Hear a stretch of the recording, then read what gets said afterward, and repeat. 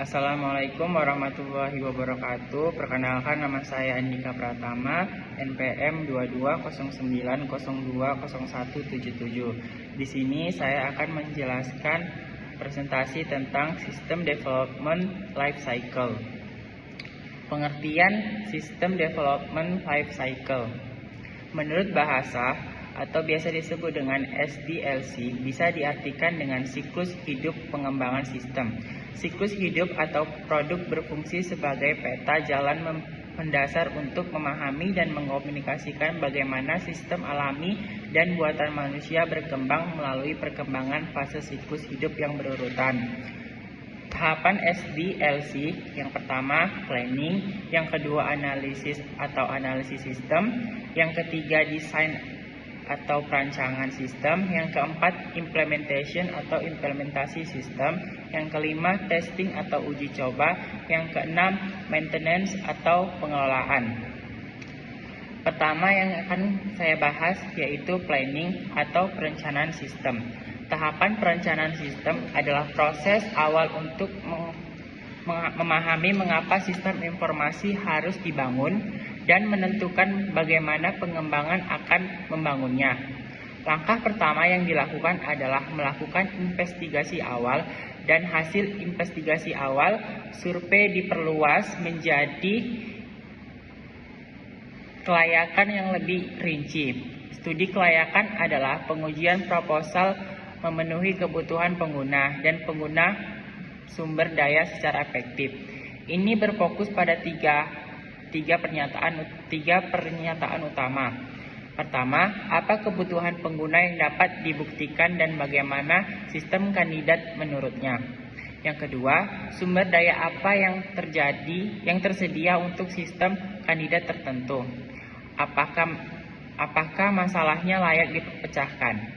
Yang ketiga, apa kemungkinan dampak dan sistem kandidat pada organisasi. Seberapa cocok itu dengan rencana induk MIS organisasi. Setiap pernyataan ini harus dijawab dengan hati-hati. Mereka berputar di sekitar penyelidikan dan evaluasi masalah, identifikasi dan deskripsi sistem kandidat, spesifikasi atau kinerja dan biaya, serta sistem dan pemilihan akhir dari sistem terbaik. Yang kedua, analisis atau analisis sistem.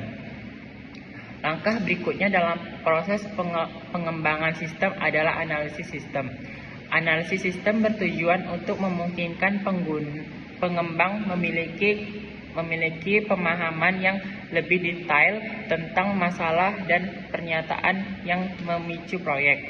Oleh karena itu, domain bisnis atau ruang lingkup proyek yang ditentukan selama perencanaan sistem dapat diteliti dan dianalisis untuk memahami lebih detail apa yang berfungsi, apa yang tidak berguna, dan apa yang dibutuhkan.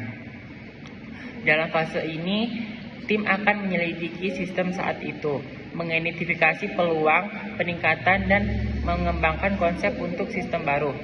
Tahap ini mencakup 3 langkah. Yang pertama, strategi analis dibuat untuk membantu tim pengembang.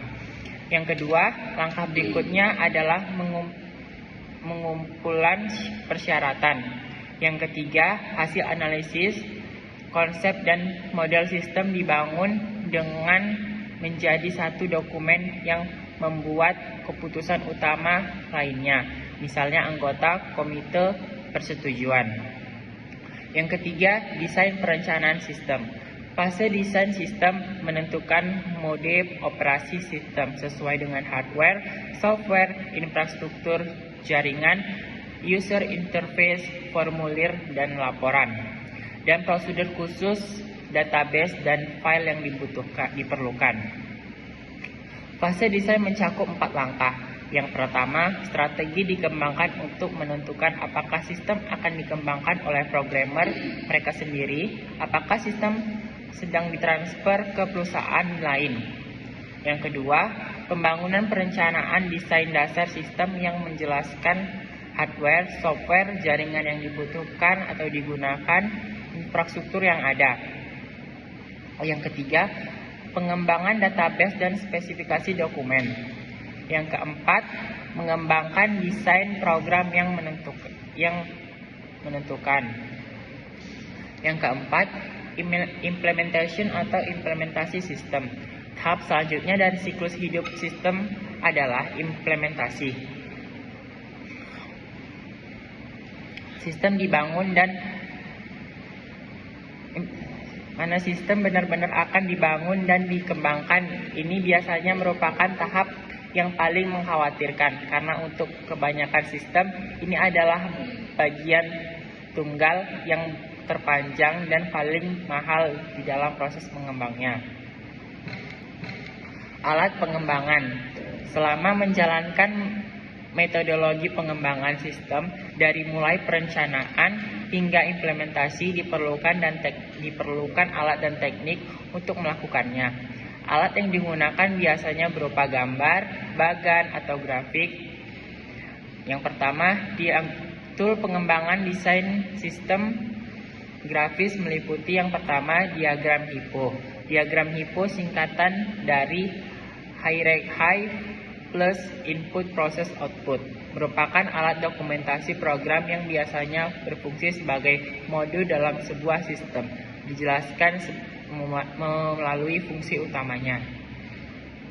Yang kedua, DFD atau singkatan dari Data Flow Diagram adalah alat yang digunakan untuk menjelaskan secara terperinci sistem lama ataupun sistem baru yang dikembangkan secara logis.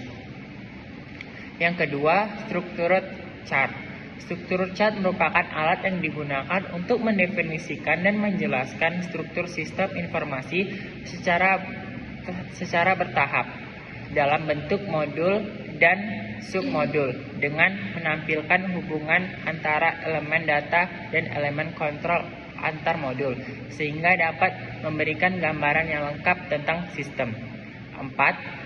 SADT adalah singkatan dari Structured Analysis Design Technology atau teknik analis dan desain terstruktur, merupakan alat yang memerlukan sistem sebagai dua bagian, yakni objek dan peristiwa. Yang kelima, diagram Jackson. Diagram System Development yang disingkat JSD menerapkan model dunia nyata atau real world yang menyediakan subjek masalah sistem.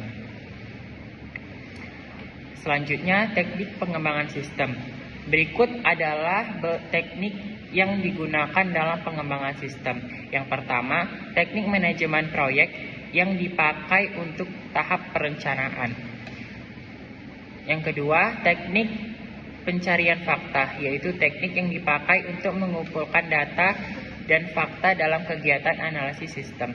Yang ketiga, teknik analisis biaya, manfaat, atau menghitung biaya yang diperlukan dan pengembang sistem informasi. Yang keempat, teknik menjalankan rapat. Yang kelima, teknik inspeksi atau workflow proses. Analisis sistem dan desain sistem perlu dipantau dan diawasi. Sekian presentasi dari saya. Lebih dan kurangnya saya mohon maaf. Saya sudahi. Wabillahi taufiq wal hidayah. Wassalamualaikum warahmatullahi wabarakatuh.